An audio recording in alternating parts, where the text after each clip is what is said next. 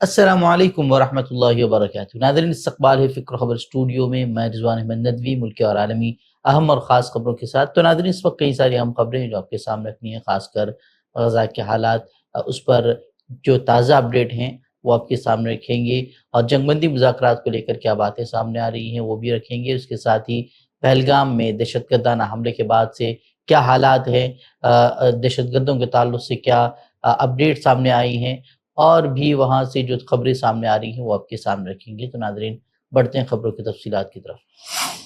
غزہ میں حالات جو کہ تو ہیں، روزانہ اسرائیلی بمباری میں بے گناہ بے گھر افراد کے اموات کا سلسلہ جاری ہے۔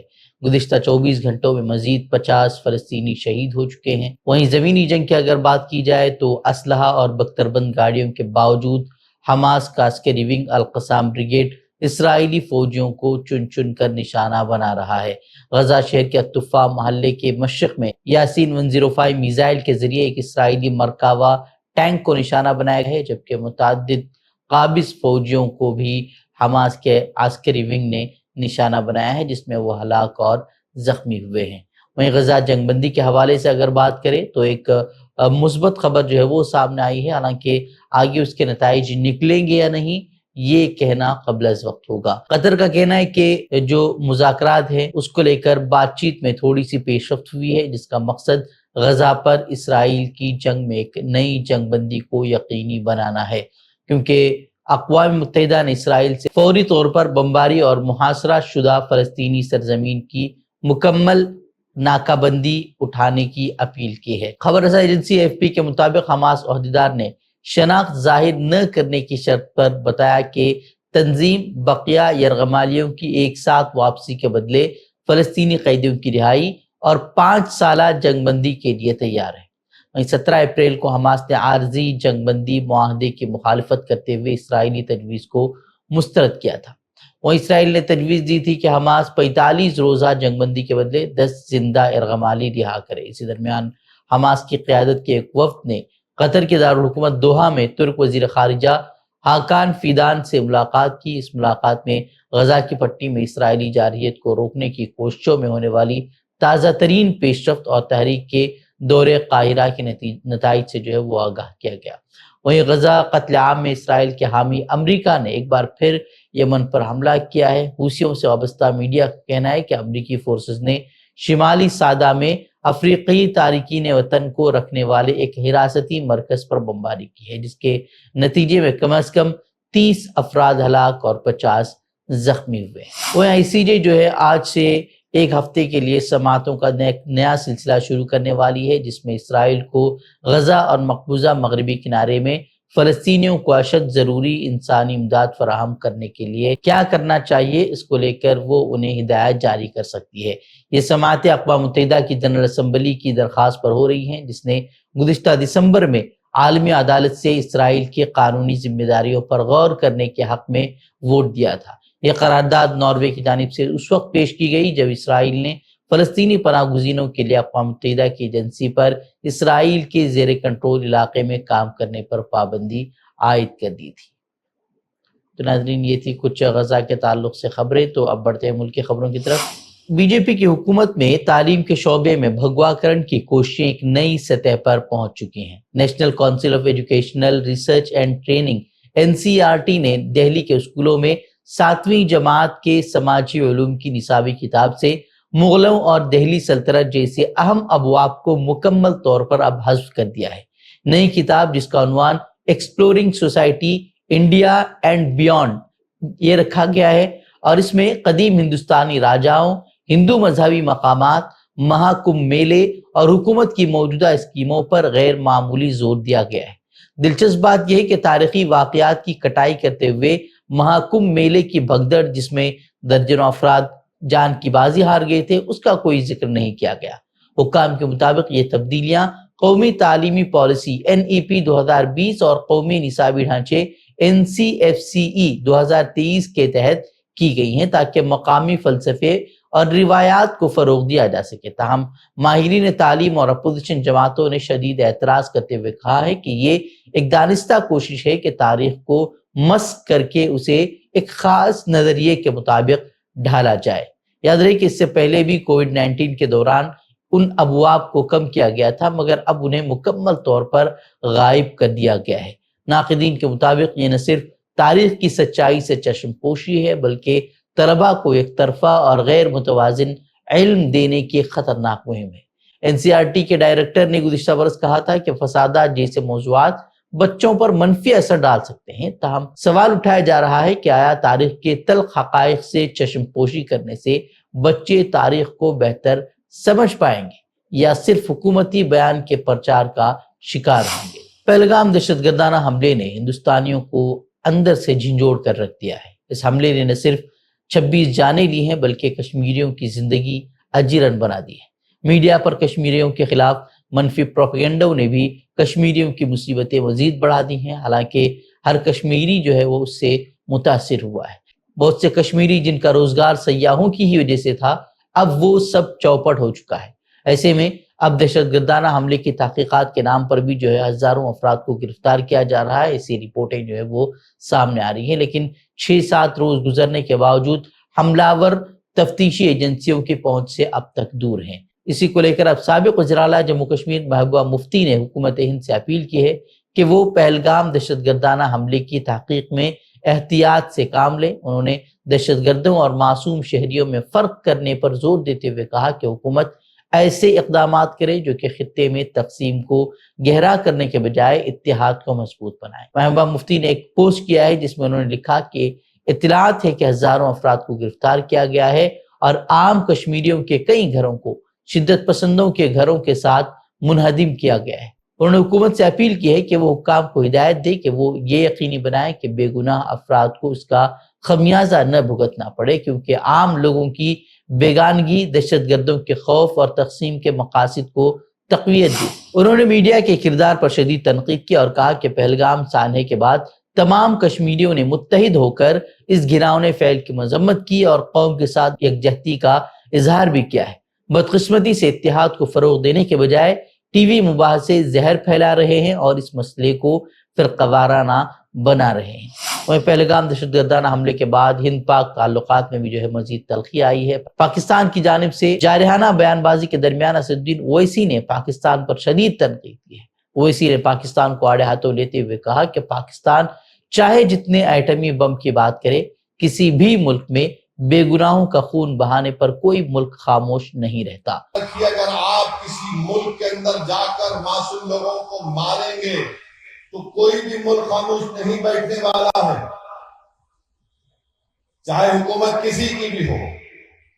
مگر اس طرح سے آ کر ہماری بھارت کی سرزمین پر حملہ کرنا اور مذہب پوچھ کر کسی کو گولی مارنا، تم کون سے دین کی بات کر رہے؟ تم تو خوارج سے بدتر ہو، تم تو آئیسس کے جانشین ہو جو حرکت کیے ہیں۔ تو میرے عزیز دوستوں اور بزرگوں، ہم ہمارے ملک کے وزیر اعظم سے بھی کہیں گے کہ جب کشمیر ہمارا اٹوٹ حصہ ہے اور رہے گا انشاءاللہ، تو کشمیری بھی ہمارا اٹوٹ حصہ ہے۔ ہم کبھی بھی کشمیریوں کے خلاف یہ جو ٹی وی چینل پر یہ بڑے بڑے اینکر بیٹھ کر گفتگو کر رہے ہیں، بے شرم ہے یہ پورے اینکر۔ اگر کشمیر ہمارا اٹوٹ حصہ ہے اور رہے گا تو کشمیری بھی ہمارا اٹوٹ حصہ ہے۔ کیسے ہم ان پر شک کر سکتے ہیں؟ وہ کون تھا جو دہشت گردوں سے ان کا ہتھیار لیتے ہوئے جس کی جان چلی گئی؟ وہ کون تھا جو اپنے کندھے پر زخمی لوگوں کو بٹھا کر 40 منٹ چل کر نیچے لے کر آیا؟ وہ کون تھا؟ کشمیری تھا جو ایک معصوم بچے کو اٹھا کر اس کی جان بچا رہا تھا۔ پہلگام دہشت گردانہ حملے کے بعد حکومت کے روایتی بیانیے کو چیلنج کرنے والی آوازوں کو دبانے اور تنقیدی رائے کو کچلنے کی ایک اور کوشش کے طور پر آسام، میگھالیہ اور تریپورہ کی ریاستی حکومتوں نے کم از کم 19 افراد کو حالیہ جموں کشمیر کے پہلگام میں ہونے والے دہشت گردانہ حملے پر تنقیدی تبصروں کی وجہ سے گرفتار کیا ہے۔ گرفتار ہونے والوں میں طلبہ ہیں، ریٹائرڈ اساتذہ ہیں، کئی ایک وکیل ہیں، صحافی ہیں اور ایک ریاستی قانون ساز MLA بھی شامل ہیں۔ میڈیا رپورٹس کے مطابق صرف آسام میں 14 گرفتاریاں عمل میں آئی ہیں۔ آسام کے وزیر اعلیٰ ہیمنت بسوا شرما نے حکومت کے اقدام کا دفاع کرتے ہوئے انتباہ جاری کیا ہے کہ ہند مخالف تبصرہ کرنے والوں کے خلاف قومی سلامتی ایکٹ کے تحت کارروائی کی جائے گی۔ تاہم نقادوں کا کہنا ہے کہ یہ رویہ طاقت کا غلط استعمال ہے اور جمہوری اقدار کے لیے خطرہ ہے۔ یہ گرفتاریاں زیادہ تر سوشل میڈیا پوسٹ کی بنیاد پر کی گئی ہیں جو حکومت کی جانب سے آزادی اظہار اور اختلافی آوازوں کے تحفظ کے عزم پر سوال اٹھاتی ہے۔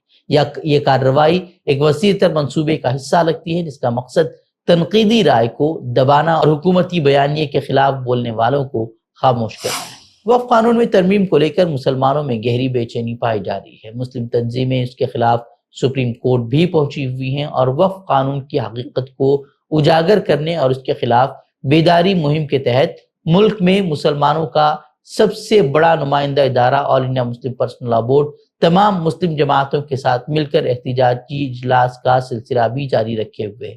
گزشتہ روز بھی مہاراشٹر کے پربھنی میں بورڈ کا اجلاس منعقد ہوا جس میں بورڈ کے ذمہ داران اور مختلف تنظیموں کے نمائندوں نے اپنے خیالات کا اظہار کرتے ہوئے وقف ترمیمی قانون کو مسلمانوں کے لیے نقصان دہ قرار دیا۔ All India Muslim Personal Law Board کے سیکریٹری جنرل مولانا فضل الرحیم مجددی نے اپنے خطاب میں کہا کہ مرکزی حکومت نے وقف ترمیمی قانون کے حوالے سے سپریم کورٹ میں جو جواب داخل کیا ہے وہ جھوٹ، فریب اور دھوکے پر مبنی ہے۔ انہوں نے کہا کہ وقف کا معاملہ مسلمانوں کا خالص مذہبی مسئلہ ہے اور اس میں کسی قسم کی ترمیم ناقابل قبول ہے۔ مولانا نے یہ بھی اعلان کیا کہ بورڈ اس قانون کے خلاف اپنی تحریک اس وقت تک جاری رکھے گا جب تک کہ حکومت اپنا متنازع قانون واپس نہیں لے لیتی۔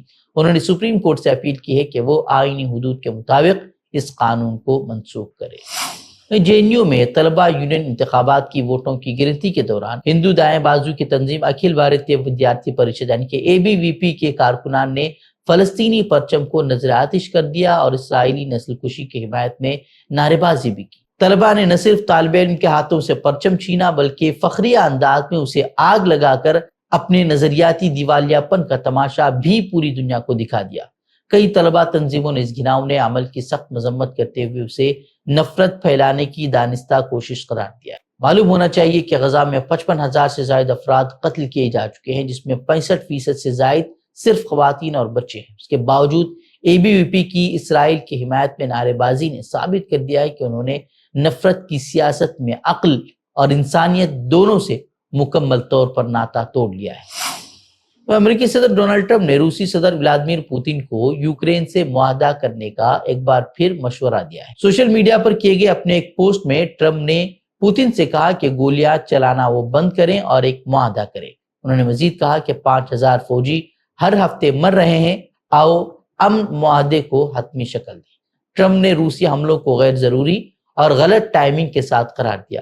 یہ دیکھیں کہ کس طرح کا دوہرا معیار ہے امریکی صدر ٹرمپ کا کہ ایک طرف تو وہ پوتن کو ہدایت دے رہے ہیں کہ وہ جنگ بند کرے تو دوسری جانب غزہ کے قتل عام میں وہ اسرائیل کی مکمل حمایت کر رہا ہے۔ اور آج ہی جو ہے امریکہ نے یمن پر ایک بار پھر حملہ کیا ہے اور اس میں بتایا جا رہا ہے کہ امریکی فورسز نے شمالی صعدہ میں افریقی تارکین وطن کو رکھنے والے ایک حراستی مرکز پر بمباری کی ہے جس کے نتیجے میں کم از کم 30 افراد ہلاک ہوئے ہیں اور 50 جو ہے وہ زخمی ہوئے ہیں۔ وہ ایران کے سب سے بڑے بندر عباس کے شہید رجائی پورٹ پر گزشتہ روز ہونے والے زوردار دھماکے میں ہلاکتوں کی تعداد کم از کم 40 تک پہنچ چکی ہے جبکہ 1200 سے زائد افراد زخمی ہو چکے ہیں۔ دھماکہ اتنا شدید تھا کہ اس کے اثرات کئی کلومیٹر تک محسوس ہوئے اور پورٹ کے کنٹینرز اکھڑ گئے جبکہ سامان کو بھی وہاں شدید نقصان پہنچا ہے۔ ایرانی میڈیا کے مطابق متاثرہ علاقے میں تاحال آگ بھڑک رہی ہے اور ہیلی کاپٹر اور فائر فائٹرز کی ٹیمیں آگ بجھانے کی کوشش کر رہی ہیں۔ حکومتی ترجمان کے مطابق دھماکے کی وجہ کیمیکلز کی ذخیرہ اندوزی ہو سکتی ہے، تاہم اس کی تصدیق نہیں ہو سکی ہے کہ یہ واقعہ ایران کے میزائل پروگرام سے متعلق تھا یا نہیں۔ وزارت دفاع نے اس افواہ کو مسترد کرتے ہوئے اسے دشمن کی پروپیگنڈا مہم قرار دیا ہے۔ وہ ایرانی حکام نے دھماکے کی وجوہات جاننے کے لیے تحقیقات شروع کر دی ہیں جبکہ ایران کی جو سپریم لیڈر ہیں آیت اللہ خامنئی انہوں نے اس معاملے کی مکمل چھان بین کا حکم جاری کیا ہے۔ تو ناظرین یہ خبریں، مزید خبروں کے لیے آپ ہماری ویب سائٹ www.fikrkhabar.com کی طرف رخ کر سکتے ہیں۔ ویڈیوز کے لیے ہمارے YouTube چینل کو سبسکرائب کریں۔ تو ناظرین السلام علیکم ورحمۃ اللہ وبرکاتہ۔